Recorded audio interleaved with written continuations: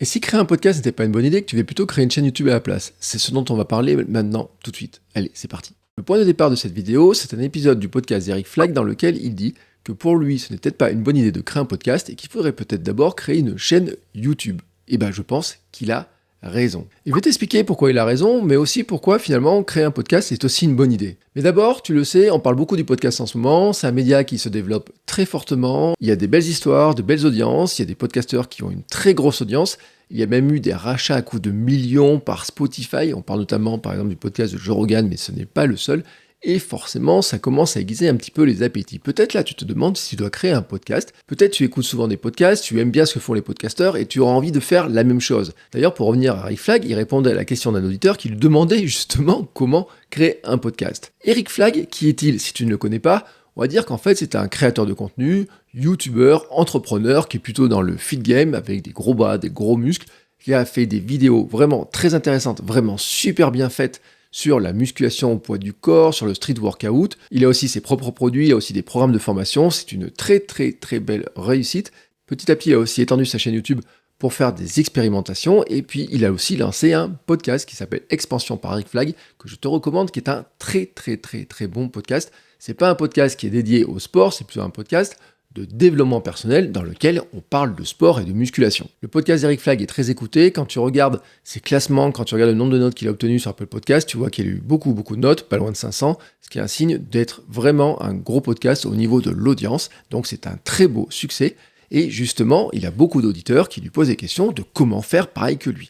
Et là, on en vient à la réponse qu'il leur donne. Je te laisse écouter. Lancer un podcast, selon moi, c'est pas la voie vers la gloire éternelle la plus facile. Donc, est-ce qu'aujourd'hui, pour gagner ta vie sur Internet, le premier choix que je te conseillerais, c'est de lancer un podcast? Non, clairement, c'est pas ce que je te conseillerais en premier. Et je dois le dire, il a entièrement raison. Et il le dit d'ailleurs dans sa réponse, il a entièrement raison parce que YouTube a un avantage incroyable par rapport au podcast, c'est la force de l'algorithme. L'algorithme de YouTube, ou plutôt les algorithmes de YouTube, ont permis à YouTube de trouver un très bon équilibre sur la plateforme entre les intérêts du créateur de contenu, les intérêts de l'audience, les intérêts des annonceurs, des publicitaires et l'intérêt de la plateforme elle-même pour gagner de l'argent.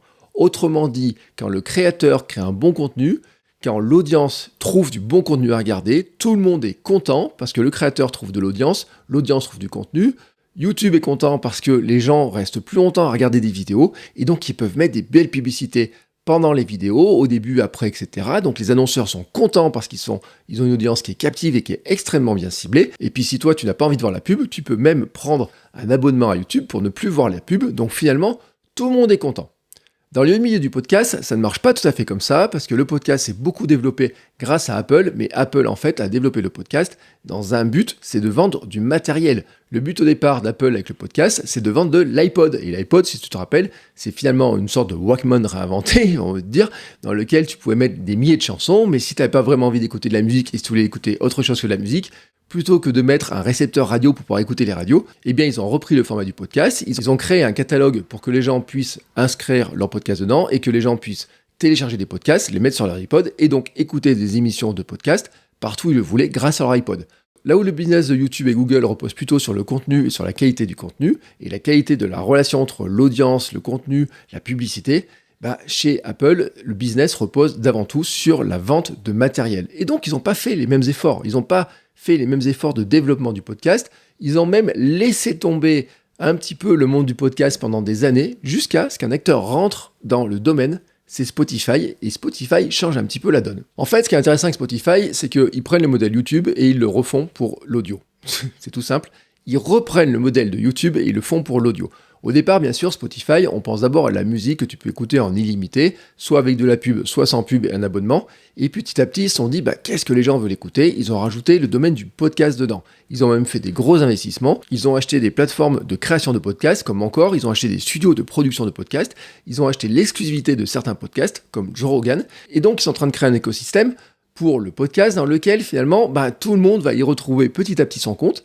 C'est-à-dire qu'en fait, ils sont en train d'attirer des créateurs de podcasts, ils ont l'audience qui veut écouter des podcasts, ils ont les annonceurs qui veulent sponsoriser des podcasts, ils ont même les moyens de ne plus écouter les pubs si tu veux. Donc en fait, ils ont reproduit l'écosystème de YouTube, à une différence près, c'est que pour l'instant, ils n'ont pas les algorithmes, et on peut donc parier que dans quelques temps, ils vont aussi développer les algorithmes, tout simplement pour arriver à attirer encore plus de créateurs en disant, si vous laissez votre podcast sur Apple Podcast et uniquement sur Apple Podcast, vous n'aurez aucune viralité, venez donc sur Spotify, où nous, on va vous trouver une nouvelle audience, on va avoir des algorithmes qui vont proposer votre podcast à une audience qui sera intéressée par votre podcast, vous allez avoir plus d'audience pour votre podcast et on va même vous mettre de la pub qui va vous rapporter de l'argent, etc. Parce que c'est ce qui permet avec Encore. Sur Encore, tu peux créer ton podcast gratuitement, comme sur YouTube, tu mets ta vidéo et tu peux aussi le monétiser par le biais de leur système d'algorithme, etc. Donc ils ont recréé le système exact de ce que fait YouTube, mais pour l'audio et notamment pour le podcast. Alors tu te demandes peut-être pourquoi je parle de tout ça et quel est le lien avec la vidéo d'Eric Flagg au départ. Eh bien tout simplement parce que ça pèse dans le choix que tu vas faire quand tu vas choisir si tu dois créer un podcast ou si plutôt tu devrais créer une vidéo YouTube. Eric Flagg a entièrement raison quand il dit que si tu veux avoir un succès plus rapide, si tu veux avoir une audience plus large, si tu veux toucher plus de monde, il faut d'abord miser sur YouTube parce que la réalité actuelle de YouTube, c'est que c'est un algorithme, ce sont des algorithmes qui sont extrêmement forts pour propulser des vidéos sous les yeux des gens qui ont envie de regarder ces vidéos. Quand tu te connectes sur YouTube, quand tu regardes la première page de YouTube, tu vois un petit peu les gens auxquels tu es abonné, mais tu vois surtout des vidéos qui sont remontées parce qu'elles t'intéressent par rapport à leur connaissance de tes contenus, de ce que tu aimes bien regarder, et donc ils te recommandent des vidéos, et donc tu peux y passer des heures sans t'ennuyer parce que tu auras toujours des nouveaux contenus qui vont t'intéresser. Ainsi, la grande force de YouTube, c'est que tu peux toucher beaucoup plus de monde beaucoup plus rapidement, même si tu n'es pas un créateur très connu, même si tu n'as que quelques centaines d'abonnés, ou même si tu n'as pas du tout d'abonnés sur ta chaîne YouTube, il se peut que l'une de tes vidéos, finalement, tape dans l'œil de l'algorithme et remonte très forcément dans les algorithmes et se retrouve peut-être des fois dans les recommandations, peut-être un jour dans les pages d'accueil, et tu te retrouverais dans ce cas-là avec une grosse audience qui pourrait grossir très très vite, ce que tu n'auras pas dans le podcast à l'heure actuelle. Peut-être un jour tu l'auras, mais pour l'instant dans le podcast, ce truc-là, tu ne peux pas l'avoir. C'est une force de YouTube, c'est aussi une force de TikTok, mais ça, tu ne l'as pas dans le podcast. Pour l'instant, dans le podcast, quand tu mets un épisode, si tu ne le dis à personne, tu auras 0 écoute. Si maintenant tu mets une vidéo sur YouTube, si tu ne le dis à personne, tu auras peut-être 0 écoute, mais si tu as bien fait ton boulot, les algorithmes de YouTube peuvent considérer que ta vidéo répond à une question posée par plein de monde, et dans ce cas-là, tu peux donc te créer une grosse audience assez rapidement. Aussi, je le redis, je pense que YouTube te permet de grossir plus rapidement et de toucher plus d'audience. D'ailleurs, si tu regardes les créateurs de contenu qui sont très en vogue, si tu regardes les créateurs de contenu qui ont développé un gros business autour, ils sont tous sur YouTube. Ils sont tous sur YouTube. Même ceux qui ont une grosse réussite sur Instagram ou sur les réseaux sociaux sont venus à un moment donné sur YouTube parce que c'est là que se construit vraiment la plus grosse audience et la plus grosse visibilité. Maintenant, tu constates aussi que beaucoup de YouTubeurs qui ont réussi ont aussi lancé un podcast à côté, un petit peu comme projet complémentaire. Pourquoi ? Parce qu'en fait, ils se rendent compte que le podcast a beaucoup d'avantages, que notamment quand tu es pris dans la fureur des algorithmes de YouTube, quand tu dois correspondre aux algorithmes, faire du contenu en fonction de ces algorithmes-là, et ben tu trouves que le podcast est un véritable espace de liberté et qu'en plus, tu as une relation avec ton audience qui est totalement différente. Mais ces youtubeurs ont un avantage par rapport à nous qui démarrons de zéro, c'est que eux, il suffit que sur leur chaîne YouTube, ils disent « je lance un podcast » pour que d'un coup, ils génèrent des milliers de téléchargements de leur podcast. Et dans ce cas, ils peuvent alors bénéficier d'un petit peu de recommandations, des plateformes comme Apple Podcast, Spotify, etc. Parce que tout d'un coup, l'audience qu'ils arrivent à générer comme ça sur leur podcast, leur permet de remonter très rapidement dans les classements et peut-être même des fois dans les recommandations. Ma conviction profonde, c'est que si tu fais 100 vidéos ou 100 épisodes de podcast, il y a plus de chances que tu aies un contenu qui ait beaucoup de succès dans tes 100 vidéos plutôt que dans ces 100 épisodes de podcast.